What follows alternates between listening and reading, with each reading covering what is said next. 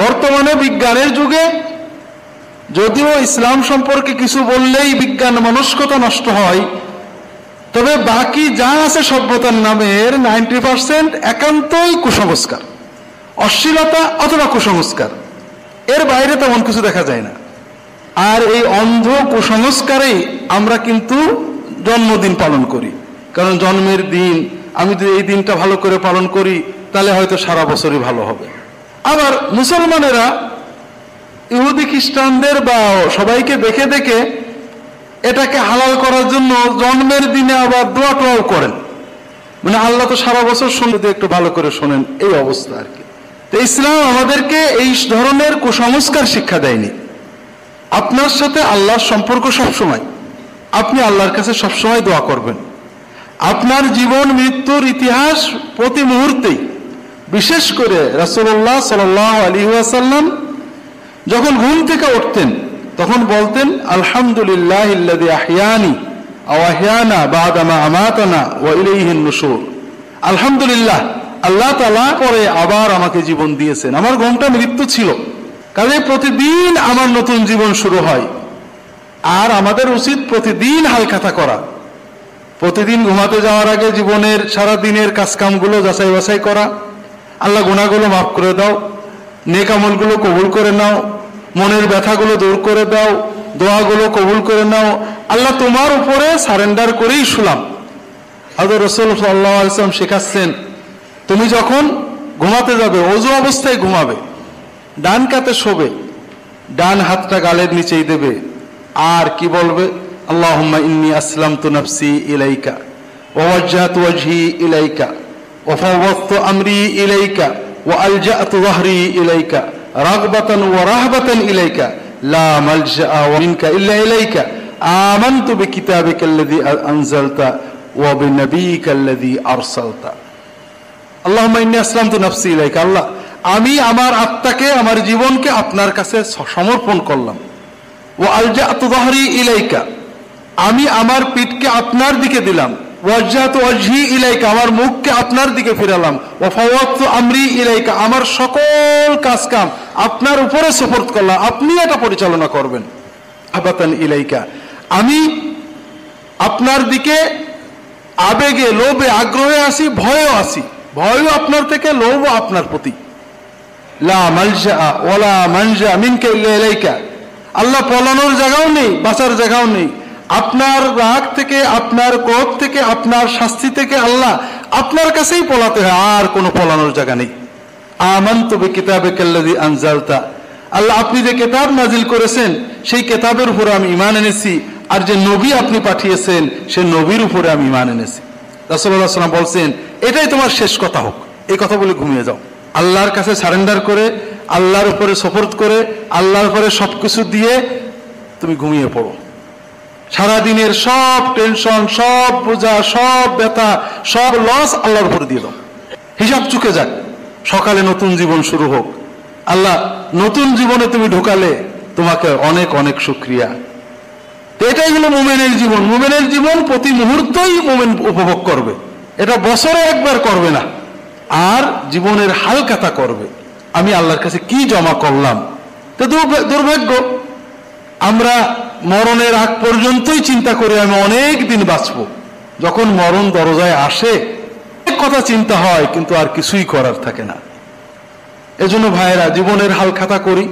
বছর একটা চলে গেল, গত একটা বছর আমরা কিভাবে কাটালাম, কি করলাম। যদি ভালো কাজ করি, আল্লাহ শুকরিয়া, আল্লাহ তুমি তৌফিক দিছিলে, আল্লাহ কবুল করে নাও। গুনাহগুলো করেছি, মাপ চেয়ে নি।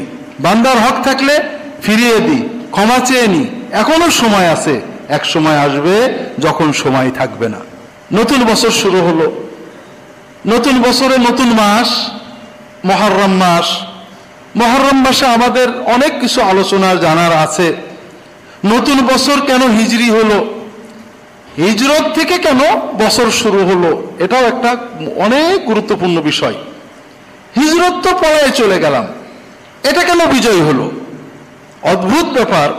যুদ্ধকে আল্লাহ বিজয় বলেননি, খন্দকের যুদ্ধকে বিজয় বলেননি, কিন্তু হুদায়বিয়ার সন্ধিকে বিজয় বলেছেন। সাহাবায়ে কেরাম রাসূলুল্লাহ সাল্লাল্লাহু আলাইহি ওয়াসাল্লাম জন্মদিন থেকে ক্যালেন্ডার বানাননি, মৃত্যুদিন থেকে ক্যালেন্ডার বানাননি, মক্কা বিজয় থেকে ক্যালেন্ডার বানাননি, বদর যুদ্ধ থেকে ক্যালেন্ডার বানাননি, হিজরত থেকে ক্যালেন্ডার বানিয়েছেন। কাজেই হিজরতের গুরুত্ব কি, রাসূল হিজরত কোন পরিপ্রেক্ষিতে করলেন, কিভাবে করলেন, এগুলোও জানা দরকার। আর এর ভিতরে আরো একটা জিনিস আছে, আমরা জানি না আগামী জুমা পর্যন্ত বেঁচে থাকবো কিনা। আমরা রাসূলুল্লাহ সাল্লাল্লাহু আলাইহি ওয়াসাল্লামের সুন্নত পালন করতে চাই সবাই, তবে দুই শ্রেণীর সুন্নত আমরা সবচেয়ে গুরুত্ব দিই। একটা হলো এই পোশাক আশাকের সুন্নত, এই পোশাক আশাক, খাওয়া দাওয়া, দস্তরখান, পাগড়ি, টুপি, এগুলো আমরা বিশাল গুরুত্ব দিই। এগুলোর গুরুত্ব আছে, কিন্তু সুন্নতের আলোকে এগুলোর গুরুত্ব অনেক কম। এর বিপরীতে যেটা গুরুত্ব দিয়েছেন রাসূলুল্লাহ সাল্লাল্লাহু আলাইহি ওয়াসাল্লাম, আখলাকের গুরুত্ব, মানুষের সাথে আচরণের সুন্নত, মিষ্টি কথা বলার সুন্নত, রাগ দমন করার সুন্নত, পালন করার সুন্নত, এগুলো আমরা গুরুত্ব দিই না। এমনকি ইবাদতের সুন্নতও আমরা অত গুরুত্ব দিই না। খাইতে বসার সময় রাসূলুল্লাহ সাল্লাল্লাহু আলাইহি ওয়াসাল্লাম কেমন ভাবে খেতে বসতেন, এটা নিয়ে অনেক আমাদের চিন্তা ভাবনা, সুন্নত পালন। কিন্তু জিকিরের সময় রাসূলুল্লাহ সাল্লাল্লাহু আলাইহি ওয়াসাল্লাম কেমন বসতেন, এটা নিয়ে তেমন আমাদের বহস গবেষণা নেই। আমরা যে যেভাবে পারি সেভাবেই বসি। আমরা আর কিছু সুন্নতের গুরুত্ব দিই, একেবারে নফল মুস্তাহাব। কিছু সুন্নত আমরা বানায়ও নিছি, খাওয়ার পরে মিষ্টি খাওয়া সুন্নত, এগুলো অনেক সহজ সুন্নত, আর মূলত সুন্নত না। রাসূল জীবনে খাওয়ার পরে বলে কোনো জিনিস ছিল না, খাওয়াই শুধু ছিল। অর্থাৎ কখনো দুটো খেজুর, এক গ্লাস পানি, এরা আগেও নেই পরেও নেই। ভাত, মাছ, তরকারি দিয়ে একবার পুরো পেট খেয়ে এরপরে আবার কিছু মিষ্টি খেতে হবে, এই চিন্তাটা রাসূলুল্লাহ সাল্লাল্লাহু আলাইহি ওয়াসাল্লাম জীবনে পড়ে কেউ করতে পারে না। দিনের পর দিন, মাসের পর মাস, 2 মাস 3 মাস চলে গিয়েছে, বাড়িতে আগুন জ্বলেনি, ওই একটা দুটো খেজুর আর এক ঢোক পানি খেয়ে চলে গেছে দিনের পর। কখন খেয়েছেন, হয়তো বা একটু ঝোল দিয়ে রুটি খেয়েছেন, অথবা কখনো শুধু গোশতের টুকরো একটু কামড়ে খেয়েছেন। গোশত, রুটি, ভাত, ডাল, তরকারি সব মিলিয়ে খাওয়া এবং খাওয়ার পরে অথবা আগে, এই জিনিসটা রাসূলুল্লাহ সাল্লাল্লাহু আলাইহি ওয়াসাল্লামের জীবনে ছিল না। কাজেই রাসূলুল্লাহ সাল্লাল্লাহু আলাইহি ওয়াসাল্লাম খাওয়ার পরে মিষ্টি খাইতেন বা সুন্নত, এটা আমাদের একান্তই বানানো সুন্নত। রাসূলুল্লাহ সাল্লাল্লাহু আলাইহি ওয়াসাল্লাম মিষ্টি জাতীয় খাদ্য পছন্দ করতেন, এটা আগে বা পরে নয়, মধু পছন্দ করতেন, এটা ভিন্ন জিনিস। কিন্তু এর বিপরীতে রাসূলুল্লাহ সাল্লাল্লাহু আলাইহি ওয়াসাল্লামের যে মৌলিক সুন্নত, যেটা একটা মানুষ সফলতায় পৌঁছানোর জন্য মূল, সুপরিকল্পনা, সুষ্ঠু চিন্তা, জাগতিক সব বিষয়গুলো গ্রহণ করা, একটা মানুষ কিভাবে ওঠে, এর জন্য রাসূলুল্লাহ সাল্লাল্লাহু আলাইহি ওয়াসাল্লামের সুন্নাত আছে। একটা ছোট্ট মজার জিনিস আপনাদের বলি। আমাকে একজন অনেক বড় লোক মানুষ, উচ্চশিক্ষিত মানুষ, ব্যবসা করেন, পোল্ট্রি ফার্ম আছে, অন্যান্য ইন্ডাস্ট্রি আছে, বলছে যে আমি বিদেশে একটা কোর্সে গেলাম, সেখানে আমাদের প্রোডাক্ট উন্নয়নের উপরে একটা দর্শ হচ্ছে। আলোচক বললেন যে তুমি তোমার প্রোডাক্টকে বাজারজাত করতে, এটা পুরো সেকুলার কথা, তোমার প্রোডাক্টকে বাজারজাত করতে তুমি একটা রোল মডেল বেরেনে চিন্তা করো, তুমি কোন মানুষটাকে ভালোবাসো, সবচেয়ে ভালো প্রিয় মানুষকে, তুমি পরিকল্পনা করো তোমার প্রোডাক্টটা, তোমার ভাতটা, তোমার খাদ্যটা, তোমার জুসটা ওরকম হবে। কেমন? এখন ওই বন্ধু বলছেন যে আমি প্রথমে চিন্তা করতে পারি, হঠাৎ মনে হলো আমার প্রিয় মানুষ মুহাম্মদ সাল্লাল্লাহু আলাইহি ওয়াসাল্লাম।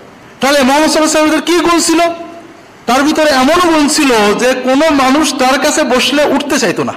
আল্লাহ কোরআনে আয়াত নাযিল করলেন, তোমরা আর বসে থাকো না, খাওয়া হয়ে গেলে উঠে যাও। তাহলে তার ভিতরে এমন কোয়ালিটি ছিল যে কোনো মানুষ তার কাছে বসলে বসতে মন চাইতো, উঠতে মন চাইতো না। তাহলে আমার প্রোডাক্টের যদি এই ব্যবহার করলে মানুষ আরো ব্যবহার করতে চাইবে, তাহলে আমি সফল। মুহাম্মদ সাল্লাল্লাহু আলাইহি ওয়াসাল্লামের কোয়ালিটি কি ছিল? বিশ্বস্ততা, আমানত আল আমিন। মুহাম্মদ সাল্লাল্লাহু আলাইহি ওয়াসাল্লামের কোয়ালিটি কি ছিল? তিনি সাদেক। এইভাবে রাসূলুল্লাহ সাল্লাল্লাহু আলাইহি ওয়াসাল্লামের যে মূল সুন্নাহগুলো, সুপরিকল্পনা, হিজরতে আপনারা পাবেন। রাসূলুল্লাহ সাল্লাল্লাহু আলাইহি ওয়াসাল্লাম আমাদের মতো বুজুর্গ ছিলেন না, অর্থাৎ হক মাওলা আল্লাহ যেটা করে তিনি কখনো এই জিনিস আমাদের শিক্ষা দেননি। আল্লাহ যেটা করেন এটা 100 বার আমার মন সেখানেই আছে, কিন্তু আমি সুপরিকল্পিতভাবে ঠিক জায়গায় ঠিক লোকটা বসানো, যোগ্য মানুষকে বসানো, যোগ্য সিদ্ধান্ত নেওয়া, একেবারে রুট থেকে পরামর্শ নেওয়া। আপনারা যে কোনো অফিসের যদি কর্মকর্তা হন, রাসূলুল্লাহ সাল্লাল্লাহু আলাইহি ওয়াসাল্লামের সুন্নত হলো আপনি পরামর্শ নেবেন, ইনভলভ সকলের, রাসূলুল্লাহ সাল্লাল্লাহু আলাইহি ওয়াসাল্লাম বড় মন্ত্রী মিনিস্টারের পরামর্শ নেননি, কৃতদাসদের পরামর্শ নিয়েছেন, মহিলাদের পরামর্শ নিয়েছেন এবং তাদের পরামর্শ এক্সিকিউট করেছেন। আপনি আপনার অফিসে এটাকে চালু করেন, আপনার অফিস দ্রুত এগিয়ে যাবে।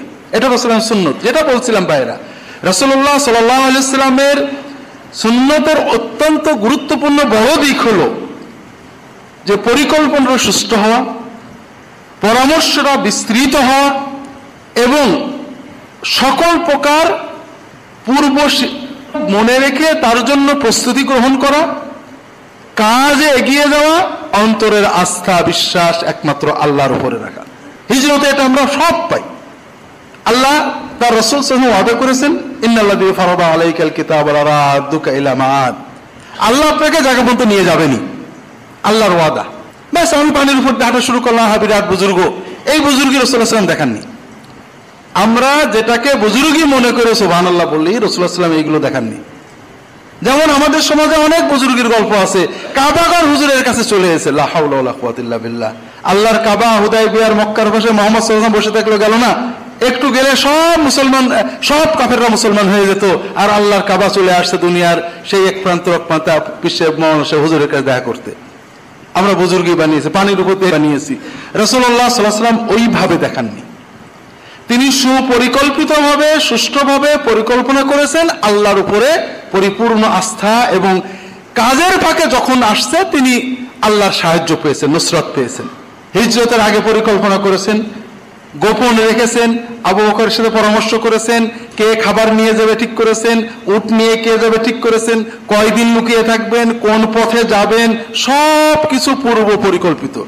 আগের থেকে কাকে কাকে পাঠিয়ে বিছানায় কাকে রেখে যেতে হবে দিয়েছেন, আমানতগুলো আদায় করার কি ব্যবস্থা নিতে হবে করেছেন, প্রতিটি কাজ সুপরিকল্পিতভাবেই করেছেন। এরপরেও যখন কাফেরেরা ঘিরে ধরেছে, আবু বকর রাসূলুল্লাহ সাল্লাল্লাহু আলাইহি ওয়াসাল্লামকে নিয়ে উৎকণ্ঠা প্রকাশ করেছেন।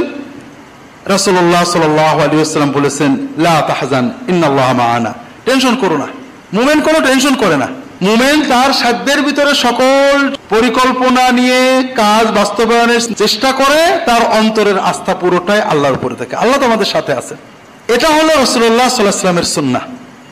কিন্তু দুর্ভাগ্য, আমরা এই যে ব্যক্তিত্বের সুন্নাত, আখলাকের সুন্নাত, এগুলো মোটেও চিন্তা করি না। আমরা বড়জোর খাইতে বসার সুন্নত, দস্তরখানের সুন্নত নিয়েই ব্যস্ত হয়ে পড়েছি। সুন্নতের ভিতরে অনেক শিক্ষা আমাদের আছে, যেগুলো আমরা সময় পেলে হয়তো আলোচনা করব। তবে তার আগে, যেহেতু মুহররম মাসের